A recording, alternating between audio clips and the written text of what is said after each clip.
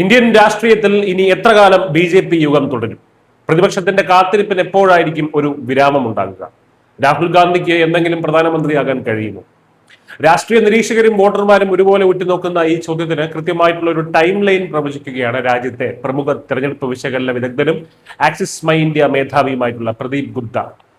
ചുരുങ്ങിയത് ഒരു 20 വർഷമെങ്കിലും ഈ കാവ്യ തരംഗം ഇന്ത്യയിൽ സമാന്തരങ്ങളില്ലാതെ തുടരുമെന്നാണ് അദ്ദേഹത്തിന്റെ കണ്ടെത്തൽ. സ്വാതന്ത്ര്യാനന്തരം ദശാബ്ദങ്ങളോളം കോൺഗ്രസ് ആസ്വദിച്ച അതേ രാഷ്ട്രീയ മേൽക്കോയ്മയുടെ ആധുനിക പതിപ്പിലാണ് ബി.ജെ.പി. ഇപ്പോൾ മുന്നേറിക്കൊണ്ടിരിക്കുന്നത്. വാർത്താ ഏജൻസിയായ PTIക്ക് നൽകിയ അഭിമുഖത്തിലാണ് പ്രദീപ് ഗുപ്ത ഈ നിർണായക വിലയിരുത്തൽ നടത്തിയത്. രാഷ്ട്രീയത്തിൽ മാറ്റങ്ങൾക്ക് കൃത്യമായ ചക്രങ്ങൾ ഉണ്ടെന്ന് അദ്ദേഹം ഓർമ്മിപ്പിക്കുന്നു. മുൻപ് 1977 വരെ കോൺഗ്രസ് രാജ്യം തുടർച്ചയായി ഭരിച്ചു. ഒരു രാഷ്ട്രീയ തലമുറ എന്നത് ഏകദേശം 20 വർഷമാണ്. ആ 20 വർഷത്തെ വിജയചക്രം ഇപ്പോഴും ഇന്ത്യൻ രാഷ്ട്രീയത്തിൽ സജീവമാണ്. ലളിതമായി പറഞ്ഞാൽ ബി.ജെ.പി. മികച്ച ഭരണം കാഴ്ചവെക്കുകയും പ്രകടനത്തിൽ വലിയ വീഴ്ചകൾ വരുത്താതിരിക്കുകയും ചെയ്യുന്നിടത്തോളം കാലം ഡൽഹിയിലെ ഭരണം അവരുടെ കൈകളിൽ സുരക്ഷിതമായിരിക്കും. അവരുടെ പ്രകടനം മോശമാകുന്നത് വരെ ബി.ജെ.പി. ജയിച്ചുകൊണ്ടേയിരിക്കും, പ്രതിപക്ഷം തോറ്റുകൊണ്ടേയിരിക്കും. പ്രദീപ് ഗുപ്തയുടെ വാക്കുകളിൽ കാര്യങ്ങൾ വളരെ വ്യക്തമാണ്. ബി.ജെ.പിയുടെ ഈ പടയോട്ടം കേവലം മതപരമായ ധ്രുവീകരണം കൊണ്ടോ ഹിന്ദു വോട്ടുകളുടെ ഏകീകരണം കൊണ്ടോ മാത്രമാണെന്ന് പറഞ്ഞ് തള്ളിക്കളയുന്ന പ്രതിപക്ഷ തന്ത്രങ്ങളെ ഗുപ്ത പൂർണ്ണമായും തള്ളിക്കളയുന്നു. പശ്ചിമ ബംഗാൾ പോലുള്ള സംസ്ഥാനങ്ങളിൽ ബി.ജെ.പി. നേടിയ വൻ വളർച്ചയ്ക്ക് കാരണം മികച്ച നേതൃത്വവും അടിത്തട്ടിലെ സംഘടനാ ശക്തിയുമാണ് എന്ന് അദ്ദേഹം പറയുന്നു. ഹിന്ദു മുസ്ലിം വിഷയങ്ങൾ മാത്രമല്ല തെരഞ്ഞെടുപ്പ് നിർണ്ണയിക്കുന്നത്.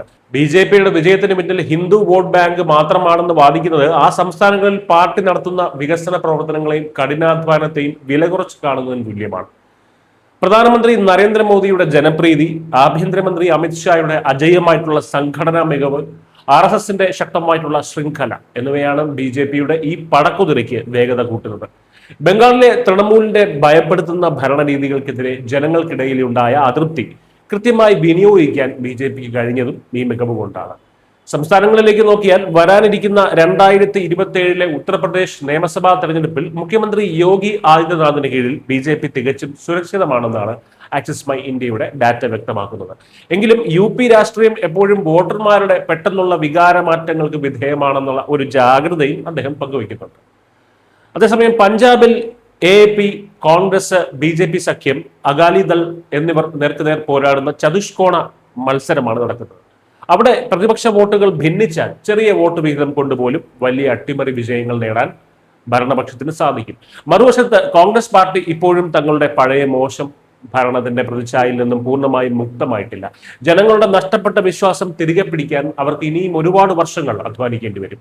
ഒരു കാര്യം ഉറപ്പാണ്, വലിയ ഉയരങ്ങളിൽ എത്തിയാൽ സ്വാഭാവികമായും ജനങ്ങളുടെ പ്രതീക്ഷകളുടെ ഭാരവും വർദ്ധിക്കും. വമ്പൻ ജനവിധിയോടെ അധികാരത്തിലെത്തിയ ബി.ജെ.പിക്കും NDAയ്ക്കും മുന്നിലുള്ള ഏറ്റവും വലിയ വെല്ലുവിളിയും ഈ ജനപ്രതീക്ഷകളാണ്. പ്രതീക്ഷകളുടെ ഭാരം താങ്ങാനാകാതെ വരുമ്പോൾ ഏത് വൻശക്തിയും ഒടുവിൽ തളരുകയും താഴേക്ക് വരികയും ചെയ്യും. അപ്പോൾ മറ്റൊരു രാഷ്ട്രീയ ശക്തി അധികാരത്തിലേറും. ഇതിങ്ങനെ ചാക്രികമായി തുടർന്നുകൊണ്ടേയിരിക്കും. എന്നാൽ നിലവിലെ സാഹചര്യത്തിൽ ആ തളർച്ചയിലേക്കോ തകർച്ചയിലേക്കോ ഉള്ള ദൂരം വളരെ അകലെയാണ്. അടുത്ത 20 വർഷത്തേക്ക് ഇന്ത്യൻ രാഷ്ട്രീയത്തിന്റെ കേന്ദ്ര ബിന്ദുവായി ബി.ജെ.പി. തന്നെ തുടരുമെന്നാണ് ഈ സർവേ വിദഗ്ധന്റെ വാക്കുകൾ അടിവരയിടുന്നത്. News desk Kerala.